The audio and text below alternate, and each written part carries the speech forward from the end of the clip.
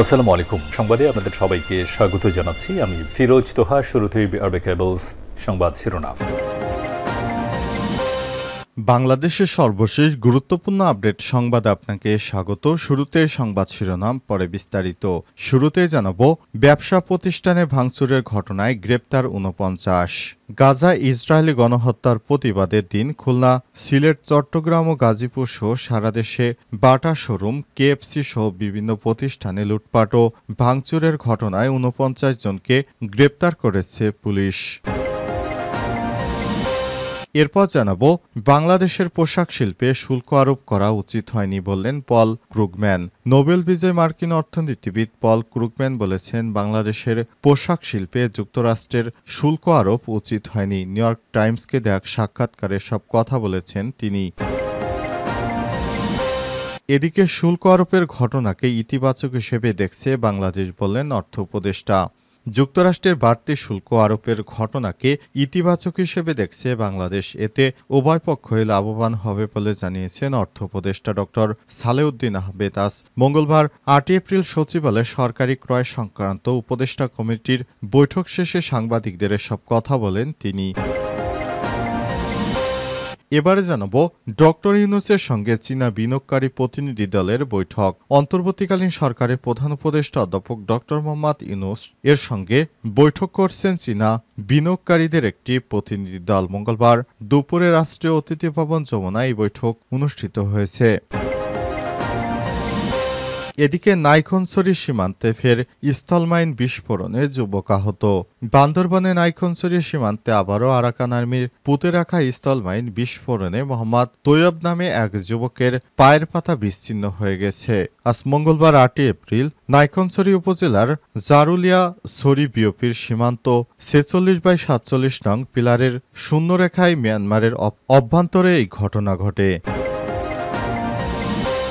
এবং সর্বশেষ জানাবো, প্রবাসীদের ভোট নিশ্চিতে কমিশন প্রতিশ্রুতিবদ্ধ বললেন সিসি। প্রধান নির্বাচন কমিশনার সিএএমএম নাসির উদ্দিন বলেছেন, ত্রয়োদশ জাতীয় সংসদ নির্বাচনে প্রবাসীদের ভোটাধিকার নিশ্চিতে আমরা প্রতিশ্রুতিবদ্ধ। নির্বাচন কমিশন জাতির কাছে দেয়া অঙ্গীকার রক্ষা করবে ইনশাআল্লাহ। আজ রাজধানীর আগারগাঁয়ে নির্বাচন প্রশিক্ষণ ইনস্টিটিউটে প্রবাসী ভোটারদের ভোটদান পদ্ধতি নির্ধারণ নিয়ে কর্মশালার উদ্বোধনী অনুষ্ঠানে যোগ দিয়ে সিসি এসব কথা বলেছেন। প্রিয় দর্শক, এতক্ষণ শুনছিলেন সংবাদ শিরোনাম, এবারে বিস্তারিত।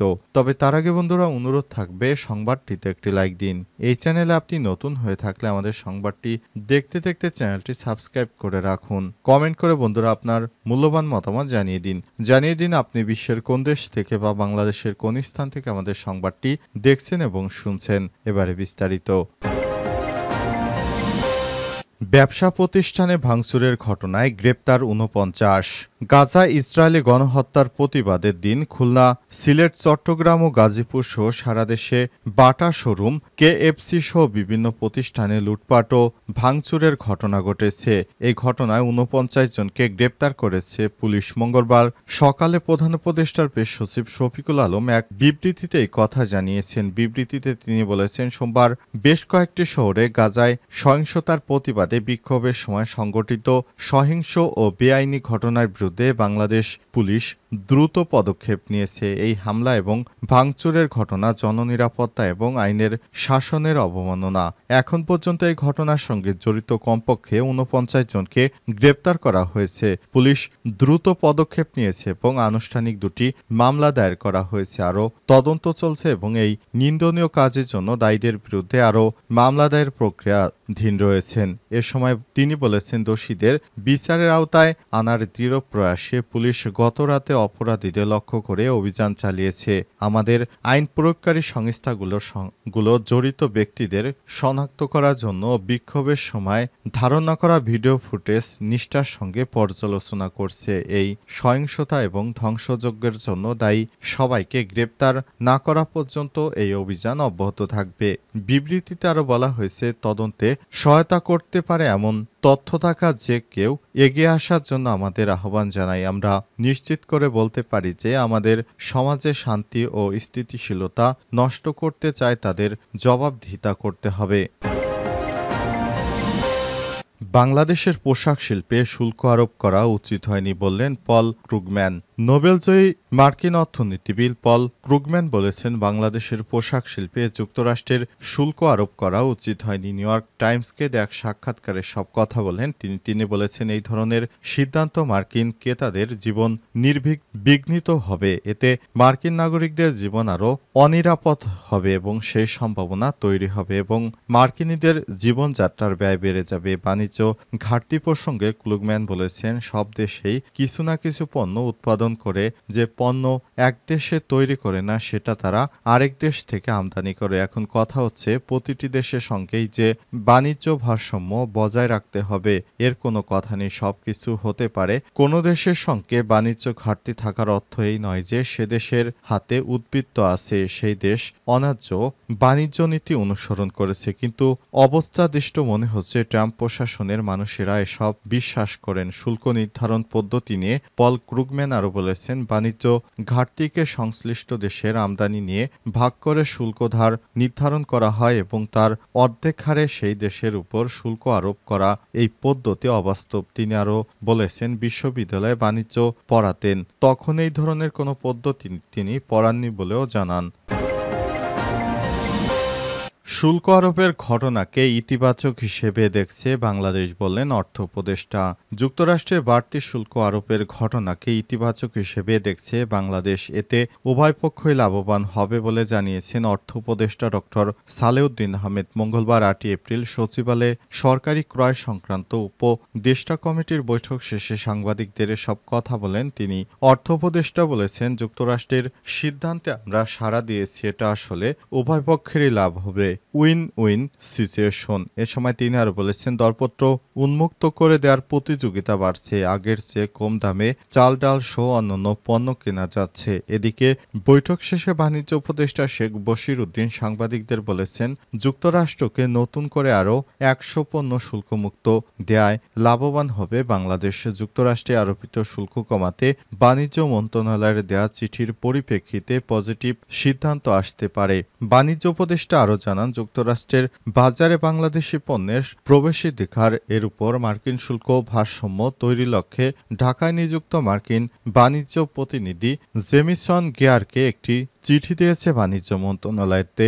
যুক্তরাষ্ট্রের আরোপিত শুল্ক কমানোর বিষয়ে পজিটিভ সিদ্ধান্ত আসতে পারে। তিনি আরও বলেছেন, যুক্তরাষ্ট্রের সঙ্গে বাণিজ্য ঘাটতি কমিয়ে আনতে কাজ চলছে। বাণিজ্য বাড়ানোর নানা বিষয় উল্লেখ করে পাঠানো চিঠিতে তিনি বলেছেন, এই চিঠির বিষয়ে এখনো কোনো উত্তর মেলেনি।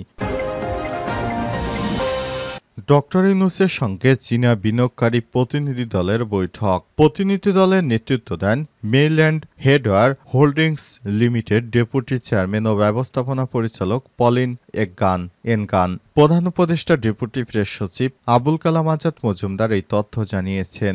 অন্তর্বর্তীকালীন সরকারের প্রধান উপদেষ্টার সঙ্গে চীনা বিনিয়োগকারী প্রতিনিধি দল বৈঠক করেছে। তারা বাংলাদেশের বিডা চেয়ারম্যান আশিক চৌধুরীর নেতৃত্বে সেই বৈঠক অনুষ্ঠিত হয়েছে। সেখানে অন্তর্বর্তীকালীন সরকারের প্রধান উপদেষ্টা অধ্যাপক ডক্টর মোহাম্মদ ইউনূসের সঙ্গে চীনা একটি বিনিয়োগকারী দল দেখা করেছেন। সেখানে অন্তর্বর্তীকালীন সরকারের প্রধান উপদেষ্টা প্রফেসর ডক্টর মোহাম্মদ ইউনূসের সঙ্গে চীনের সেই প্রতিনিধি দলের বৈঠক শেষে বাংলাদেশে তারা বিনিয়োগের বিষয়টি নিয়ে আলাপ আলোচনা করছেন। সেখানে বাংলাদেশের অন্তর্বর্তীকালীন সরকারের প্রধান উপদেষ্টা professor doctor Mohammad Yunus, BIDA chairman Ashik সহ সেখানে বাংলাদেশের পররাষ্ট্র উপদেষ্টা এবং পররাষ্ট্র সচিব আরও ঊর্ধ্বতন কর্মকর্তারা উপস্থিত রয়েছেন। আর চীন থেকে যারা এসেছেন তারা প্রধান উপদেষ্টার সঙ্গে বৈঠক শেষে তারা তাদের বিনিয়োগের বিষয়ে তারা কথা বলছেন, কিভাবে বাংলাদেশে বিনিয়োগ করা যায় বা বাংলাদেশ থেকে তারা লাভবান হতে পারে। এই বিষয়গুলো প্রধান উপদেষ্টা তাদেরকে বোঝাচ্ছেন।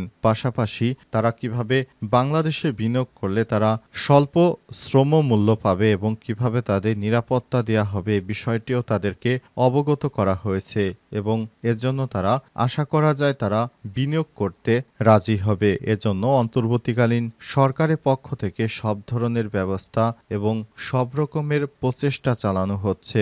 বিশেষ করে 2018 সালে বাংলাদেশে কোরিয়ান শীর্ষ কোম্পানি স্যামসাং $22 বিলিয়ন বিনিয়োগ করতে চেয়েছিল, কিন্তু তখনকার সরকার শেখ হাসিনা সেই বিনিয়োগটিকে ফিরিয়ে দিয়েছিল। তবে কী কারণে সেই বিনিয়োগটি ফিরিয়ে দিয়েছিল এখনও সে বিষয়টি স্পষ্ট হতে পারেনি বলে জানিয়েছে বিডা চেয়ারম্যান।